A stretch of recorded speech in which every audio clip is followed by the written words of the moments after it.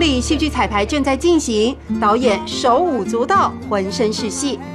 当初要开始做这个节目的时候，那很多的同行，不管是电视的制作人，还是说做这些舞台剧的，他们就说不可能了，顶多做1季了。结果我们现在已经做了第5季，第6季、第7季。长寿的节目。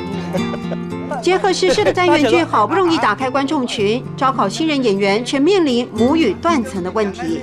那我常常在诱惑那个客家子弟，我说我从来没有想到说，会讲客家话还能够赚钱，而且补一代。从商业角度重新思考客家戏剧，唐川知道言语形成市场障碍，还是努力要打破藩篱。